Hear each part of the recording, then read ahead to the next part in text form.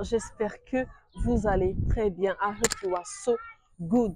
Il y a quelque temps, j'étais à une réunion de parents d'élèves entre effectivement les parents, les élèves et le corps administratif, notamment le corps professoral. C'est un lycée, 6e jusqu'en terminale.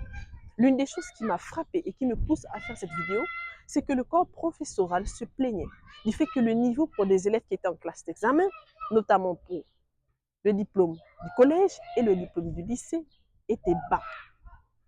Plusieurs raisons ont été invoquées, comme la négligence des matières de langue, d'autres des matières mathématiques, et que dirais-je, j'en passe pour les autres matières.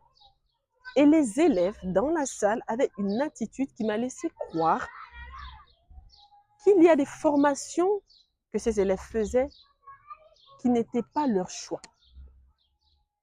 Alors je me suis rendu compte au fur et à mesure que les parents posaient des questions et proposaient des solutions à l'établissement pour l'amélioration de la qualité des cours, mais également d'augmentation du pourcentage du taux de réussite, évidemment, à ces examens-là, qu'il y avait un vrai problème. Le problème, c'est que plusieurs élèves se retrouvent en train de faire des formations, non pas par leur choix ou par passion, mais par imposition du choix des parents. Chers parents, il est important que vous accompagniez vos enfants dans le choix ou les choix d'études qu'ils font, tout en veillant que ce soit les bons choix.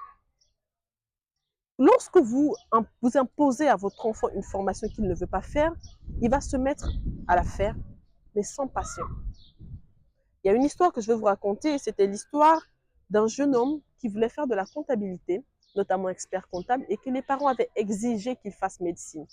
Cet étudiant a voyagé dans un autre pays, évidemment, a fait les 7 ans, a soutenu la 8e année son doctorat. Il est rentré au pays, il a remis, les parents étaient tout contents, il a dit voici votre diplôme de doctorat, vous aurez toujours aimé que je vous le ramène.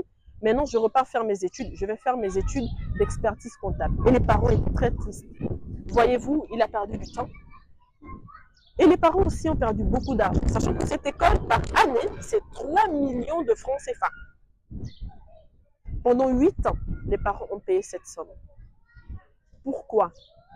Parce que l'enfant ne voulait pas faire ça. On ne dit pas de laisser faire l'enfant ce qu'il veut, mais de l'accompagner dans son choix de formation et de s'assurer qu'il sera le meilleur. Parce que l'une des causes de l'échec persistant chez vos enfants, chez nos enfants, c'est le mauvais choix de formation. Je finirai cette vidéo en nous encourageant, déjà en tant qu'enfant, à écouter les conseils des parents, à savoir pourquoi les parents nous proposent un tel ou un tel choix. Sachant qu'on ne fait pas un choix seulement parce qu'on en a envie, mais en fonction du besoin du pays, du marché. Que le Seigneur vous bénisse. Et j'espère réellement que dans les années, les mois à venir, il y aura cette collaboration qui permettra aux enfants de faire des bons choix, mais également qui permettra aux parents de laisser les enfants faire leurs choix et surtout de les encourager pour minimiser le pourcentage de l'échec persistant chez les enfants. Merci beaucoup. Au revoir.